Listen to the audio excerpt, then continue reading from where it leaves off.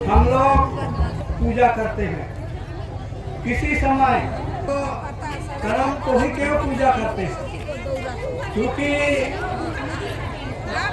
बुनियादी तौर पर हमारे पूर्वज लोग कर्म बीज का पूजा करते आ रहे हैं। उसका विश्वास और मान्यता है कि कर्म को पूजा करने से मानव के बीच में सुख शांति समृद्धि पानी बरखा सांस बरकत विद्या बुद्धि लक्ष्मी सब प्राप्त होता है, ऐसा विश्वास किया गया। इसलिए लोग कर्म को ही पूजा करते हैं। और कर्म को ही क्यों करते हैं, किसी समय हमारे पूर्वज लोग को दुश्मनों ने अपना जहाँ रहते थे समृद्धि से उस पर लड़ाई करके भगाया गया। तो भागते समय ये लोग भागते भागते अपना जान बचाने के लिए जंगल में घुस गए। जंगल में घुसने से वो लोग देखा कि एक बहुत बड़ा सा पेड़ है और उसका डाल जमीन से सटा हुआ है। तो उन लोग को कोई दिशा नहीं दिखा तो उसी झुरमुट में छिप गए। दुश्मन उसका पीछा करते आया, बहुत कोशिश किया खोजने का, लेकिन उन लोग दिखाई नहीं दिए। तो इन लोग हताश होके चले गए। चले जाने के कुछ समय के बाद, कुछ दिन के बाद जब रात सात हुआ तो उन लोग देखा कि क्या चीज है, क्या पेड़ है। तो देखा कि ये करम पेड़ है। तो उन लोग को ऐसा लगा कि यही करम का पेड़ हम लोग की जान को बचाई है, हम लोग की जान की सुरक्षा की है। इसलिए चलिए आज भादों का एकादशी है, इस करम पेड़ को हम लोग पूजा करेंगे। ऐसा सोच करके अपने बीच में कुछ अनाज लाए थे। वो 2 पत्ता जन्म करके पीला पीला हो गया था, उसी को चढ़ाकर करम का पूजा किए। और उन लोग यही विश्वास किए कि भाई कर्म कोई साधारण वृक्ष नहीं है, ये आराध्य देव वृक्ष है, हम लोग इसकी पूजा करना चाहिए। इसलिए उसको कर्म राजा कहा, कर्म गोसाई कहा और विधिवत उसको पूजा पाठ उपवास बना करके किया। और इसीलिए हम तो आप लोग पूजा पाठ करते रहिए। हम थोड़ा कर्म के बारे में कुछ जानकारी दे रहे हैं कि ये कर्म पूर्ण रूप से प्राकृतिक पूजा है। हम लोग प्राकृतिक पूजा को पर्यावरण का संतुलन से जोड़ते हैं और इसलिए हर पर्व त्योहार में पेड़ को छोटी पूजा होती है, जिससे पर्यावरण का संतुलन बना रहता है। तो एकादशी को हम सभी आदिवासी मूलवासी सदाम करम राजा को 3 जाली जंगल से काट कर लाते हैं और रखड़ा में गाड़ते हैं और उसका विधिवत सेवा पूजा करते हैं। भारत की संस्कृति बहुत पुरानी संस्कृति है। यहाँ कर्म का प्रधानता है और धर्म का भी महत्व है और इसलिए बिना कर्म किए हम धर्म काम नहीं कर सकते हैं। गीता में भी कर्म ही धर्म का बात कहा गया है। तो भादो शुक्ल पक्ष एकादशी कर्म का असली दिन है, लेकिन कृषि पर आधारित जीवन के लिए बहुत समय कम होना है। इसलिए कि जितने भी पुराने अनाज बाहर निकल चुके हैं और नया अनाज का पदार्पण नहीं हुआ है, तो ऐसे संकट के घड़ी में अपना कर्म उपासक बेटी लोग कर्म दौड़ा के लिए, कर्म कपड़ा के लिए, लड़के मांगकर के लिए माँ बाप से मांग करते हैं। माँ बेटी को आश्वासन देती है, रहिए बेटी जोशी बाजार को आने दीजिए, मैं आपके लिए कपड़ा खरीद दूंगी, कर्म दौड़ा खरीद दूंगी। इस तरह से आश्वासन दिया जाता है। तो ये जो कर्म है साधारण वृक्ष नहीं है, आराध्य देव है।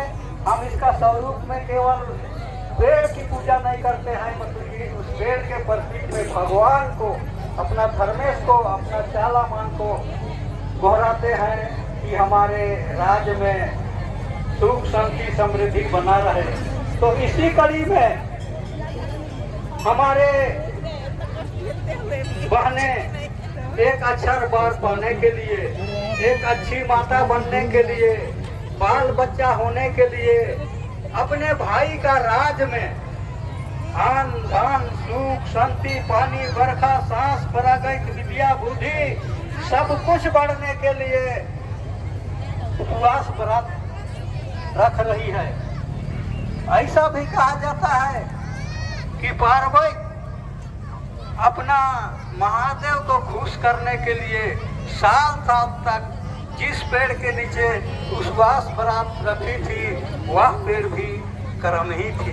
और कर्म हम लोग का, वैज्ञानिक लोग का कहना है कि दिन रात हमारे लिए ऑक्सीजन देता है, जबकि दूसरे पेड़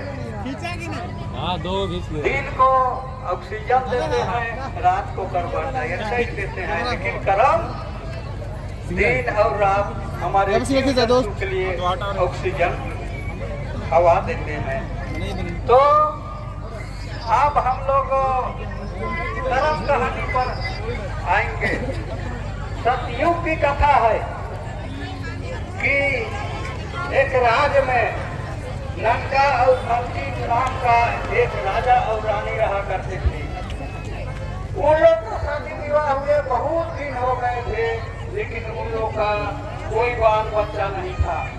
और उसके चलते उन लोग हर समय चिंतित रहते थे, बीच बीच में भगवान से दोहराते थे कि हे भगवान, आपने हमारी ये दशा क्यों की। ऐसा सोचते सोचते कभी कभी नंका राजा अपना दुख को भुलाने के लिए अपना खेत बाड़ी तरफ जाते थे। उसका हरा भरा सालों का महीना में पौधा को देख करके खुशी मन होकर के घर आते थे। उसके बाद फिर घर में वही स्थिति बाल बच्चा के चलते। तब एक दिन नंका राजा को इसी सोच में बहुत देरी से नींद आई। जब सो गए तो उसको एक स्वप्न मिला। स्वप्न में कहा गया कि ननका और ननकी, आप लोग बहुत दिन से बहुत दुखी हैं। आप लोग भादो शुक्ल पक्ष एकादशी को 3 कर्म डाल को उपवास व्रत करके विधि विधान के साथ ला करके अखड़ा में गड़िए, और उसके लिए 1 हफ्ता पहले आप लोग जवा हुआ उठा करके बढ़िया से सेवा जतन कीजिए, तो आप लोग की दुख दर्द या मनोकामनाओं की पूर्ति होगी। ऐसा सपना को ननका राजा अपना रानी को भी बताया। तो रानी ये सपना सुन करके बहुत खुश हुई और बोली कि चलिए, जब ऐसा बानी हमको पता चला, ऐसा सपना मिला, तो हम लोग इसको पालन करेंगे। और इसी तरह से उसका तैयारी करने लगे। और भादो शुक्ल पक्ष एकादशी जैसे आज के दिन में ही संझोत में वो लोग उपवास व्रत करके कर्म का 3 डाली को ला करके अखड़ा में विधिवत गाड़े। जिस तरह से आप लोग उसका सेवा पूजा कर रहे हैं, फल फूल दे रहे हैं, खीरा बेटा को चढ़ा रहे हैं, जावा फूल चढ़ा रहे हैं, धूप धुमन दे रहे हैं, सिंदूर दे रहे हैं, उसी तरह से सब विधि विधान के साथ लोग कर्म का पूजा किए। और पूजा करने के बाद कुछ ही दिन में रानी नंकी की कोख में बाल बच्चा होने का कुछ असर दिखने लगा। तो उन लोग वही खुश हो गए कि भाई ये सुख संदेश है। समय आने पर उनका 2 लड़के एक साथ जन्मे और उन लोग को इतना खुशी का ठिकाना नहीं हुआ और लोग सोचने लगे कि निश्चित रूप से ये वरदान हमारे लिए कर्म देवता के द्वारा ही प्राप्त है। इसलिए बड़े लड़के का नाम कर्मा और छोटे लड़के का नाम धर्मा रखा गया। और कर्मा धर्मा के बाद भी फिर 5 भाई और एक बहन पैदा हुए। तो इस प्रकार से सब मिलकर के साथ हुए।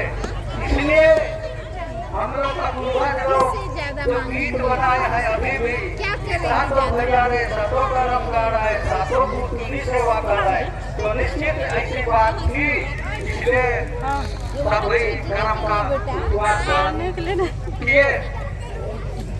उसके बाद जब कर्म धर्म बढ़ गए तो कर्म धर्म का ही कहानी इसलिए ज्यादा रूप से कहा जाता है कि जीवन का अधिक मूल्यवान पाठ कर्म और धर्म के बीच ही बीता।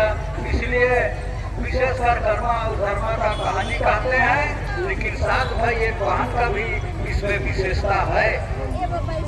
तो तीनों बढ़े, शादी विवाह हुआ, बाल बच्चा हुआ। एक बार राज्य में भयंकर अकाल पड़ा। अकाल पड़ने से खाने पीने के लिए सब तरसने लगे। उसी बीच में धर्म और धर्मा सोचे कि भाई यहाँ हम लोग क्या करेंगे, चलिए कुछ धन कमाने के लिए हम लोग परदेश जाएंगे। तो ये लोग चले गए परदेश। परदेश में जाने के बाद उन लोग को मलंग लगने का काम मिला। और मलंग लगने का काम को कहते हैं कि एक सामान को दूसरे जगह ले लेके लाते थे। इसलिए लोग कहते हैं कि कर्मा धर्मा परदेश गए और वहाँ मलंग लगने का काम मिला। क्योंकि दोनों बहुत कर्मठ और ईमानदार और शक्तिशाली व्यक्ति थे, इसलिए थोड़े ही दिन में बेशुमार धन कमाए। तो एक बार आप लोग करम राजा पर वर्षों करके अपना चावल छीटिए।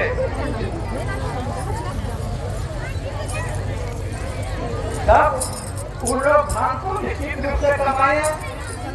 कमाने के बाद में उन लोग को अपने बाल बच्चा, अपने घर द्वार की याद आने लगी। इसलिए सोचे कि भाई आप चलिए, हम लोग कुछ दान पुण्य कमा लिए, आप अपना देश लौटेंगे। ऐसा कहके निश्चय करके लोग अपना देश लौटने के लिए तैयार हो गए। रास्ता बहुत दुर्गम था और साथ साथ रुपये पैसे की बोझ भी थी।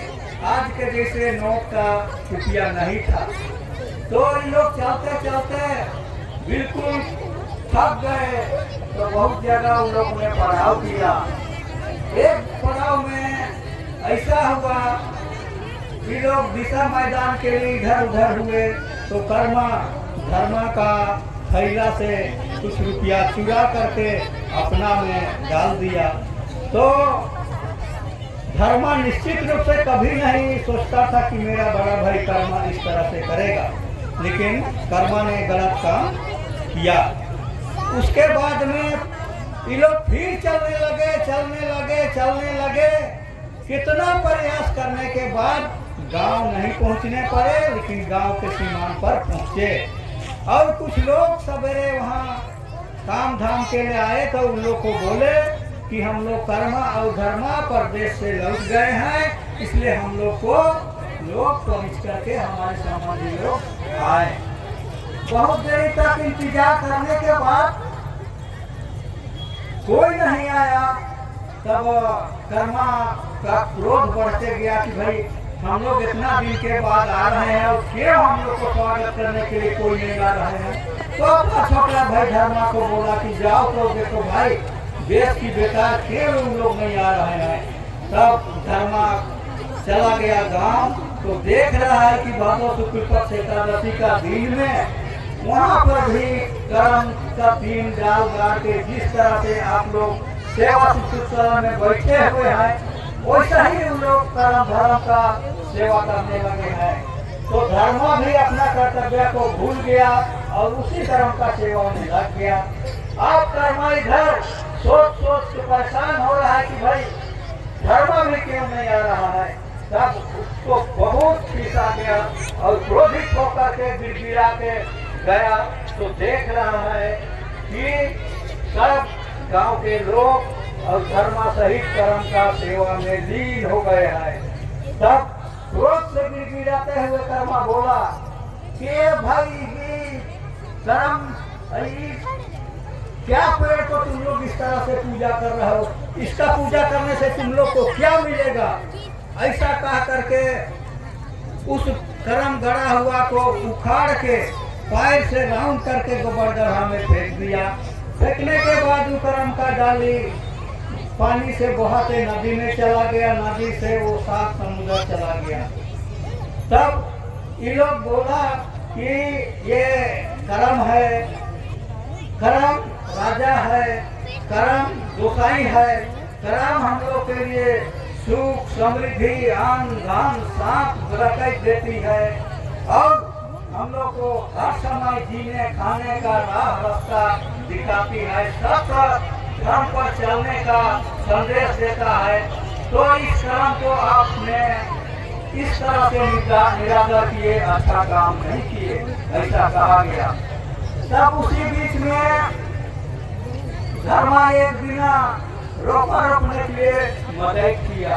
मदद में कर्मा नहीं गया, लेकिन कर्मा का धर्म पत्नी रोका रोकने के लिए गई। तब क्रोधी भी कर्मा ये सोचा कि हमारा भाई हमको खाने पीने के लिए क्यों निमंत्रण नहीं दिया। और इसका सोच था धर्मा की भाई तो हमारा बड़ा भाई है, एक ही घर के है, उसको न्योता देने की क्या जरूरत है, ऐसा सोच के नहीं दिया। तो धर्मा क्रोधित होकर के आधी रात को रोपा खेत में गया और अपना पत्नी जिस ओर रोपा रोपी थी उसको सांप को उखाड़ उखाड़ कर फेंकने लगा। उसके बाद उसको एक आकाशवाणी सुनाई दी, उसमें कहा गया, ये कर्मा तुम गलत काम कर रहे हो, तुम्हारे हृदय में पाप द्वेष भर गया है, ये अच्छा नहीं है। तुम देखो कि तुम रोपा को कहाँ उखाड़े हो। पीछे मुड़कर जब कर्मा देखता है तो सब रोपा जास का दास रोपाल है। तब ऐसा वाणी सुनने के बाद कर्मा के हृदय में दया और प्रेम का भाव जागृत होने लगा। तब आकाशवाणी में कहा गया कि सुनो कर्मा, जब तक उस कर्म राजा को 7 समुद्र पार से तुम क्षमा मांग करके इज्जत सत्कार के से ला करके फिर भादो एकादशी को अपने अखड़ा में विधिवत उपवास व्रत सेवा करके नहीं गाड़ोगे, तब तक टुकड़ा फूटा हुआ कपार कभी नहीं सुधरेगा। ऐसा वाणी सुन करके कर्म के हृदय में प्रेम भाव सत्कार ईमानदार की भाव उठने लगी और वो कर्म राजा का खोज में निकल पड़ा। चलते चलते भूख प्यास लगने लगी। एक जगह एक आम का बगीचा देखा, उसमें आम पके हुए थे। भूख से आम तोड़ करके उसको खाना चाहा तो देखा कि सब आम में पिल्लू भरा हुआ है। तुम कर्मा आम नहीं खा सका।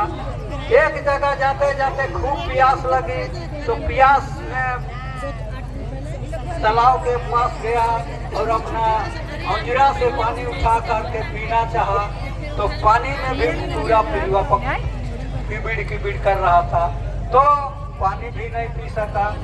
और आगे चलते चलते एक वाला गाय से रहा था। तब वाला ने कर्मा को पूछा, भाई तुम कौन हो, कहाँ जा रहे हो। तब कर्मा अपना पूरा वृत्तांत बताया और तालाब और बगीचा मालिक को भी अपना वृत्तांत बताया। उसके बाद चलते चलते एक जगह ढेकी टूटने की आवाज सुनाई पड़ी तो कर्मा को भूख प्यास इतना सता रही थी तो सोचा कि अब हम कुछ चिवड़ा खाने जाएंगे करके ठेकी का आवाज सुन के गाँव पहुंचा। गाँव पहुंचने के बाद एक भोक्ता चिवड़ा कूट रही थी, उसे कहा कि हम भूखे प्यासे आ रहे हैं। तब वो बोले ये हमारा चिवड़ा बिल्कुल नहीं बन रहा है, और जब नहीं बन रहा है इसलिए हम आपको चिवड़ा कैसे दे सकते हैं। तो और एक बार करम राजा पर वर्षों वर्षों वर्षों करके तब इस तरह से कर्मा को चिवड़ा भी नहीं खाने को नसीब हुआ। आगे जाते जाते एक मगरमच्छ जो पानी का जानवर है, नदी का धूप बालू में पेट दर्द से तड़प रहा था। तब कर्मा उसके पास गया तो कर्मा को वो बोला कि भाई हमारा ऐसा दुख तकलीफ है जो कि पानी का चीज है और हमको दर्द से बाहर निकल के तड़पना पड़ रहा है। तो वो बोला कि ठीक है, तुम्हारा तकलीफ दूर हो जाएगा, तुम शांत रहो। ऐसा करके फिर समुद्र के किनारे गया। तो कर्मा के लिए सबसे बड़ा तकलीफ और दृढ़ निश्चय करने की बात आई कि भाई 7 समुद्र पार हम कैसे पार करें। उसके लिए बहुत बड़ी परीक्षा की घड़ी थी, लेकिन कर्मा तनिक भी नहीं घबराया और 7 समुद्र पार जाने के लिए तैयार हो गया। उसी समय मगरमच्छ बोला कि चलिए हम आपको मदद करते हैं, और उस तरह से अपना पीठ पर बैठा करके 7 समुद्र पार करम राजा के पास ले गया। तो करम राजा के पास पहुंच करके कर्मा दंडवत करम राजा को प्रणाम किया और अपने किए हुए पाप का स्वीकार किया। कहा कि करमदेव, मैं आपको नहीं पहचानता था और आपको निरादर किया, मैंने बहुत बड़ा पाप किया, इसलिए हमारा पाप को आप क्षमा कीजिए। ऐसा कह करके 3 करमजाल जो चांद के जैसा गोल गोल पत्ता था उसको लेकर के फिर मंगर के साथ ही चढ़ के चला आया। उसके बाद सबसे पहले मंगर को ही बोला कि मंगर, तुमने करम उपवास पर्वती लोग को नदी में नहाने के समय एक तो निकल गया था और इसलिए तुमको ये तकलीफ उठाना पड़ा, इसलिए आइंदा से ऐसा गलती नहीं करोगे, तुम्हारा सब काम ठीक हो जाएगा। उसके बाद चिवड़ा कूटने वाली भोक्ताइन के पास आया, उसको बोला कि करम उपवास पार्वती सब करम राजा पर चढ़ाने के लिए चिवड़ा लेने आते हैं, तो तुमने कोयला में गोढ़ा छाप करके काम चिवड़ा दे करके उन लोग के धोखाधड़ी करती है, इसीलिए तुम्हारा चिवड़ा नहीं बनता है, इसलिए तुम ऐसा गलत काम ऐसे मत करना, सब ठीक हो जाएगा। साथ और चलते चलते वाला जो दूध दूह रहा था उसके पास आया, तो उसको बोला कि तुम बहुत कंफ्यूज हो।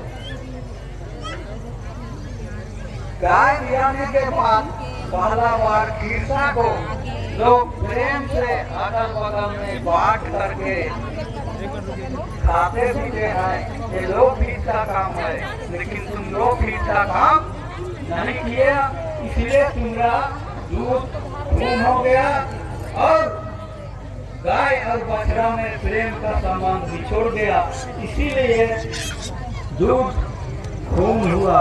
इसलिए आएंगे ऐसा काम नहीं करना, और तुम ऐसा करते हो, कर्मठ लोग दूध चढ़ाने के लिए कर्मा पर आते हैं, उस पर तुम पानी मिला करके उन लोगों को दूध देते हो, तो ये तुम बहुत गलत काम करते हो।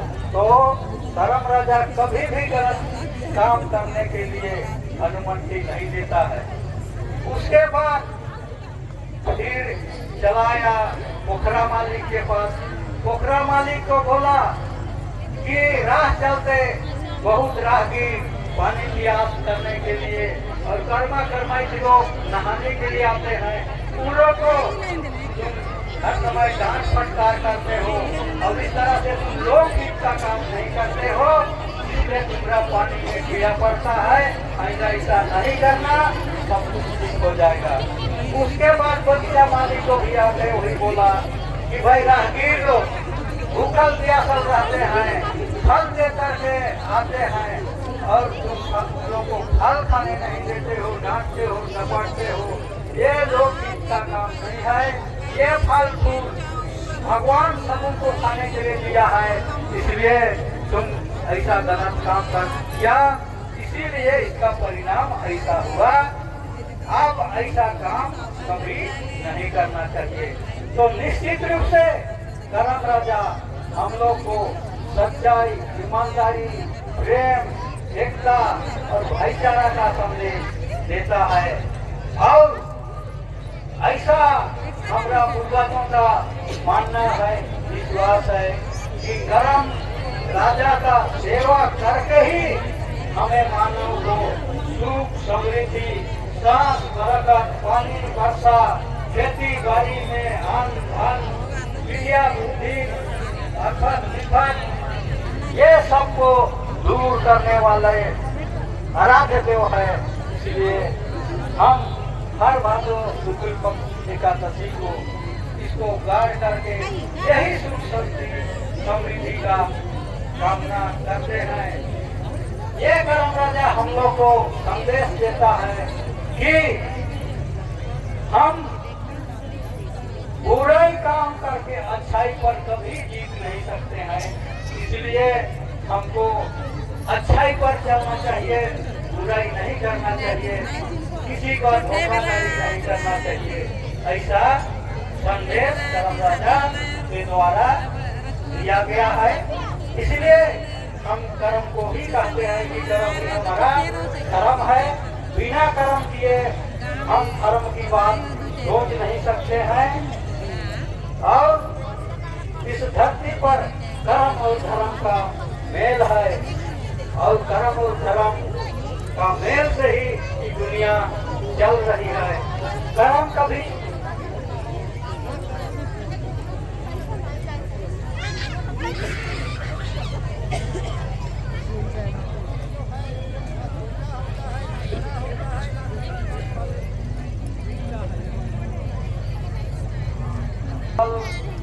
कभी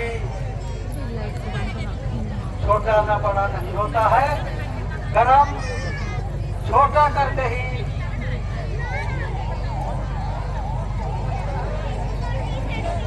कहानी एक प्रकार से अब समाप्त हो गया। कहानी तो बहुत जो तरह का है, इसलिए कर्म गाड़े है, इसलिए फॉर्मेलिटी हम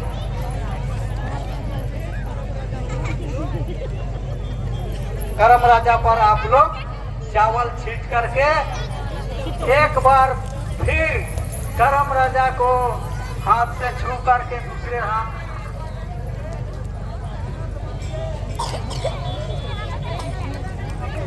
जय धर्म जय कर्म।